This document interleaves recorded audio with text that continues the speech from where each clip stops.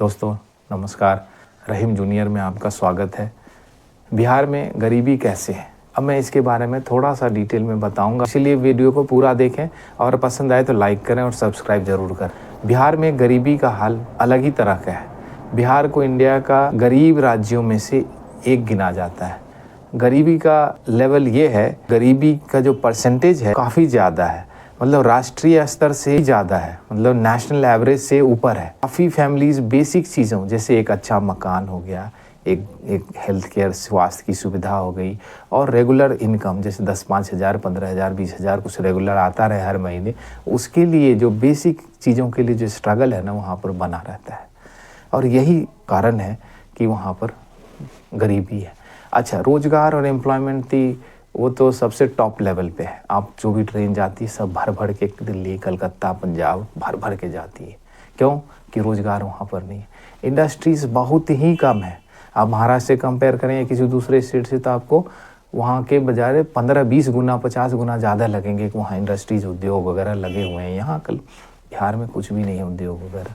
बहुत सारे लोग माइग्रेटरी लेबर बनकर पंजाब, दिल्ली, महाराष्ट्र, कलकत्ता, गुजरात जाते रहते हैं काम की तलाश में और साउथ इंडिया भी जाते हैं। आजकल तो ट्रेन आ गई है, सब भर भर के जाते हैं। अच्छा, एग्रीकल्चर जो कृषि पर डिपेंडेंस बहुत ज़्यादा है, मतलब कृषि निर्भर बहुत ज़्यादा है लोग। लेकिन छोटी लैंड होल्डिंग, मतलब जैसे कि 1 कट्ठा 2 कट्ठा 5 कट्ठा 1 बीघा ज़मीन और उस पर से भी बाढ़ का एक अलग खतरा बना रहता है हमेशा, तो वो कृषि पर डिपेंडेंस तो ज़रूर है लेकिन उसकी भी मतलब डिस्पैरिटी अमॉन्ग सोसाइटी जिसको बोलते हैं, बहुत सारा अंतर है। किसी के पास 500 बीघा ज़मीन है, 1000 ज़मीन है, एकड़ ज़मीन है और पूरा गांव में किसी के पास 1 कट्ठा ज़मीन भी नहीं।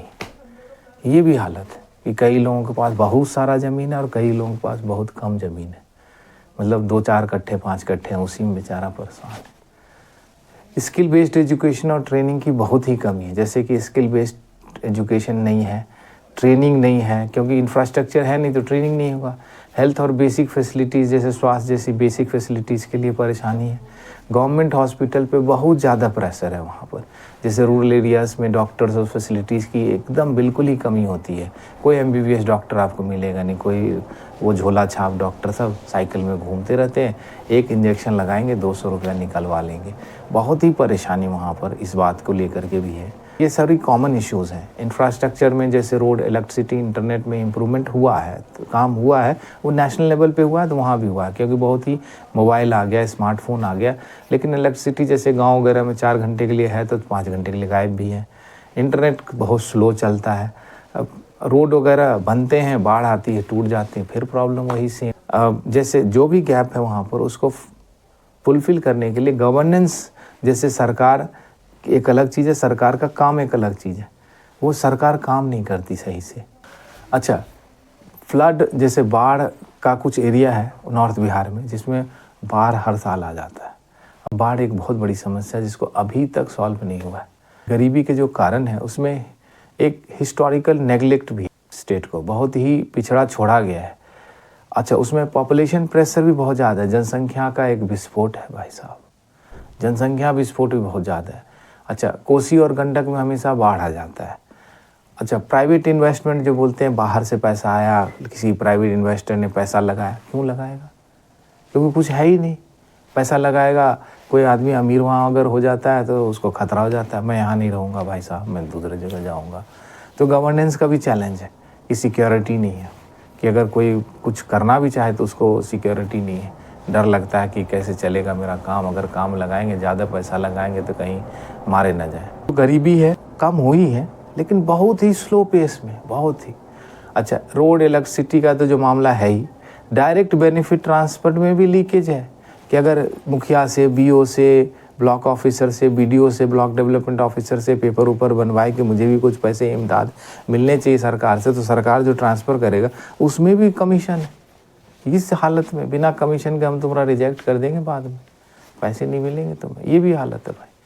बिहार में गरीबी एक रियल और सीरियस प्रॉब्लम है, लेकिन सुधार हो रहा है, बस उसका जो पेस है वो इतना स्लो है कि आप यकीन नहीं कर सकते। लॉन्ग टर्म सोल्यूशन बस ये है कि आप एजुकेशन हो गया, उद्योग धंधे हो गए, और बाढ़ को मैनेज करने वाला होना चाहिए, और स्किल डेवलपमेंट बहुत ज़्यादा ज़रूरी है। अच्छा, डेटा के साथ मैं आपको बताता हूँ भी कि एक MPI होता है जिसको मल्टी डायमेंशनल पॉवर्टी इंडेक्स बोलते हैं।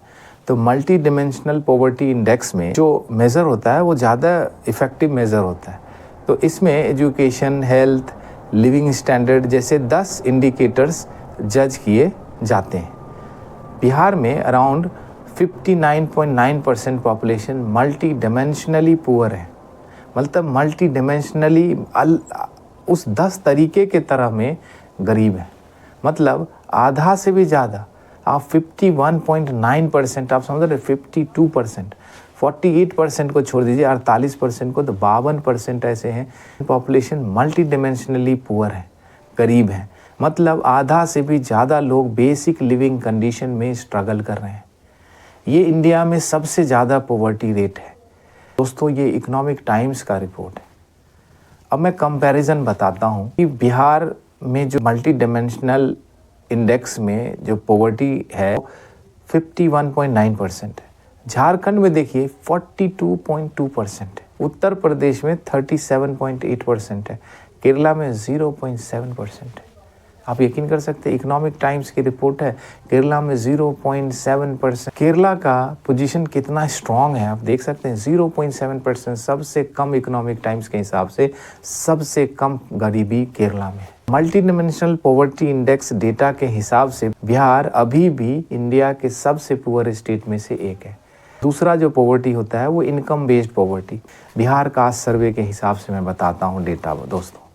अब ये डेटा देखिए कि 34.13% फैमिलीज़, मतलब 34.13% फैमिलीज़ का मंथली इनकम, महीना सैलरी जो है वो 6,000 या उससे भी कम है। 6,000 उससे भी कम है, मतलब 200 रुपये और उससे भी कम डेली का इनकम है। अब देखिए 63.74% फैमिलीज़ का मंथली इनकम 10,000 से कम है। मतलब 64.7% फैमिलीज़ का, ये कास्ट सेंसस का जो रिसेंट सर्वे हुआ उसमें पता चला है 63.74 फैमिली जो हैं उनकी मंथली इनकम जो है वो 10,000 से कम है। और ये बिहार कनेक्ट का डेटा है। अब इनकम ब्रेकअप के एग्जाम्पल से समझिए कि 34.13% फैमिलीज़ का सैलरी जो है वो 6,000 से कम है। 29.6 फैमिलीज़ ऐसे हैं जिसको 6,000 और 10,000 इनकम के बीच लटक रहे हैं। रिलेटिवली फ्यू, मतलब 9% फैमिलीज़ ऐसे हैं, 9% फैमिली ऐसे जिसकी इनकम 50,000 मंथली इनकम कमाते हैं। ये डेटा बताता है कि बिहार के बहुत लोग लो इनकम पे जीते हैं, जिससे गरीबी की एक प्रैक्टिकल पिक्चर समझा जा सकता है। तीसरा देखिए पॉवर्टी ट्रेंड क्या है। इंडिया का नीति आयोग है एक, उस आयोग के हिसाब से 2015 और 16 और 2021 और 22 तक बिहार के MPI में इम्प्रूवमेंट आया है। मतलब काफ़ी लोग पॉवर्टी से बाहर आए हैं। NPG +1। Even after improvement in Bihar का पॉवर्टी लेवल अभी भी इंडिया के एवरेज से काफ़ी ऊपर है और बिहार को पुअरेस्ट स्टेट में माना जाता है। ये इकोनॉमिक टाइम्स का डेटा है दोस्तों, मैंने अपनी मर्जी से कुछ भी नहीं बताया आपको। लेकिन बिहार में कुछ भी सुधार करने से पहले बिहार में गवर्नेंस बहुत ज़्यादा ज़रूरी है। जैसे 3 चीज़ें मुझे बहुत इंपॉर्टेंट लगती हैं वहाँ। इनकम तो जो भी है, गवर्नमेंट के पास पैसा तो है नहीं, गवर्नमेंट गरीब हो गई है और 10,000 जो वोट में बांटे हैं उसने, माइग्रेशन और बढ़ेगा आगे 5 साल में।